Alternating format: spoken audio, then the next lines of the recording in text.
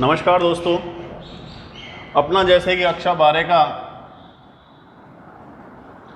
राष्ट्रपति चल रहा है और राष्ट्रपति में हम पढ़ रहे हैं राष्ट्रपति की कार्य एवं शक्तियाँ, और उसमें हम पढ़ चुके हैं राष्ट्रपति की समकालीन शक्तियों के बारे में बातचीत कर रहे थे।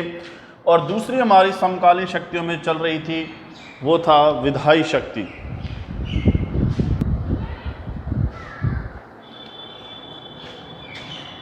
विधायी शक्ति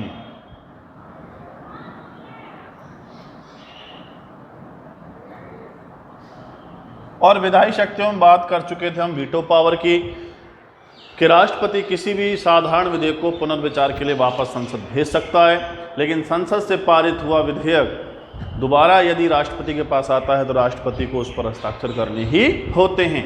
लेकिन यह हस्ताक्षर कब तक करे इसकी कोई निश्चित समय सीमा नहीं होती। इससे आगे चलते हैं। यदि संसद का अधिवेशन ना चल रहा हो और उसी वक्त या उस समय किसी विशेष कानून की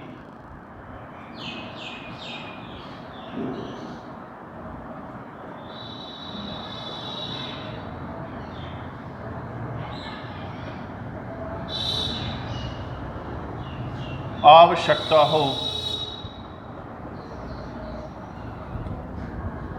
तो ऐसे समय में राष्ट्रपति अनुच्छेद 123 के तहत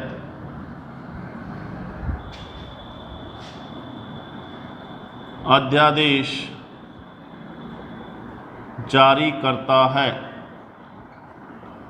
तथा कानून का निर्माण होता है। अध्यादेश में बना कानून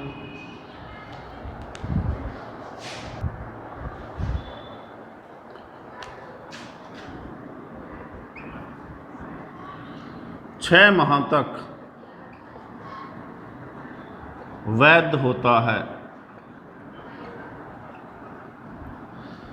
अर्थात जैसे कि संसद का अधिवेशन नहीं चल रहा है और उसी समय कोई कानून बनाना है, और कानून बनाना भी जरूरी है, तो ऐसे समय में राष्ट्रपति क्या करता है, 123 के तहत क्या बुलाता है, अध्यादेश जारी करता है और संसद का एक विशेष अधिवेशन बुलाया जाता है और उसमें कानून बनाया जाता है। ध्यान रखें, ये कानून सिर्फ 6 माह तक ही वैलिड या वैध होता है। यदि उसे आगे तक वैध करना है, जो निश्चित हमारा अधिवेशन जब होना था, तो उसी अधिवेशन में इस कानून को दोबारा बनाया जाता है, तभी ये पूरी तरीके से कानून निर्माण की प्रक्रिया संपन्न होती है। तो ये तो थी हमारी राष्ट्रपति की विधायी शक्तियां। अब बात करते हैं राष्ट्रपति की वित्तीय शक्तियों के बारे में।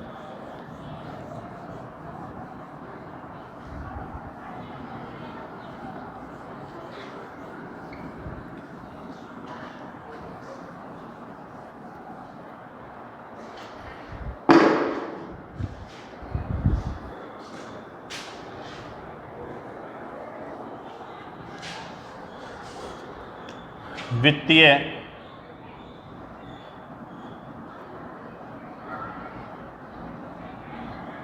शक्ति,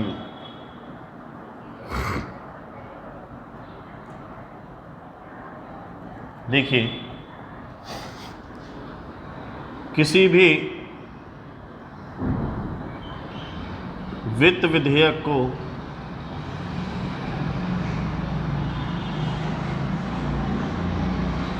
राष्ट्रपति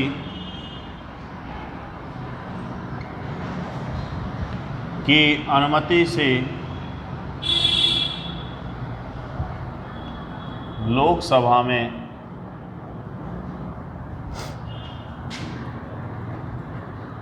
प्रस्तुत किया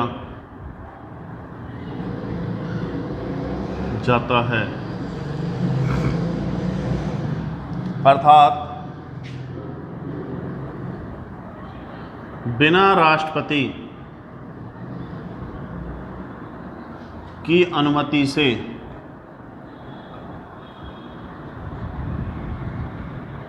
वित्त विधेयक को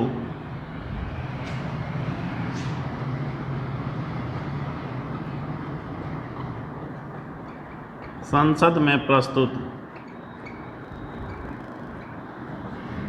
नहीं किया जा सकता।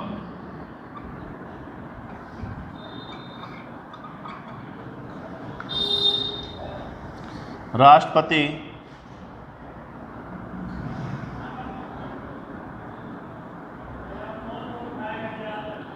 वित्त विधेयक को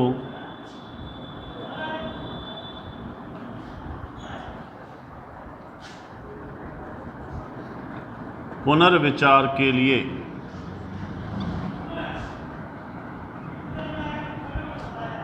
वापस संसद नहीं भेज सकता तथा उसे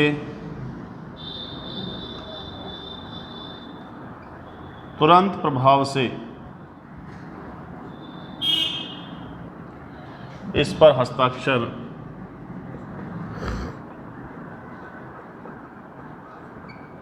करने होते हैं। ठीक है भाई, तो कोई भी हमारा जो वित्त विधेयक है वो वित्त विधेयक सबसे पहले किसके पास जाएगा? राष्ट्रपति के पास जाता है।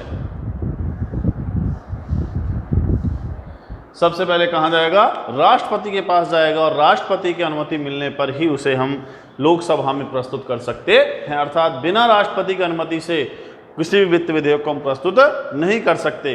ध्यान रहे कि इस वित्त विधेयक को राष्ट्रपति पुनर्विचार के लिए वापस संसद नहीं भेज सकता, बल्कि उसे तुरंत प्रभाव से इस पर हस्ताक्षर करने होते हैं। अर्थात वित्त विधेयक के संबंध में राष्ट्रपति के पास वीटो नहीं होती है। तो ये तो थी हमारे राष्ट्रपति की वित्तीय शक्तियां। अब बात करते हैं राष्ट्रपति की न्यायिक शक्तियों के बारे में।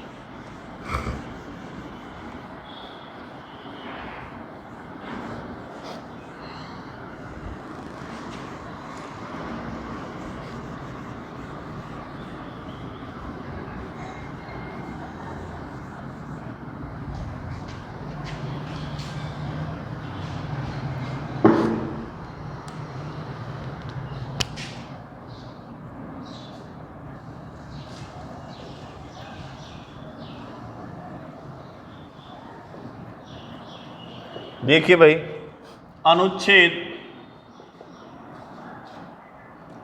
72 के तहत राष्ट्रपति किसी भी अपराधी की सजा माफ या कम कर सकता है। राष्ट्रपति किसी भी मृत्यु दंड प्राप्त अपराधी की सजा कम या माफ कर सकता है।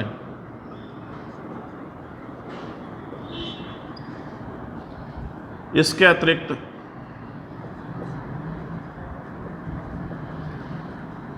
राष्ट्रपति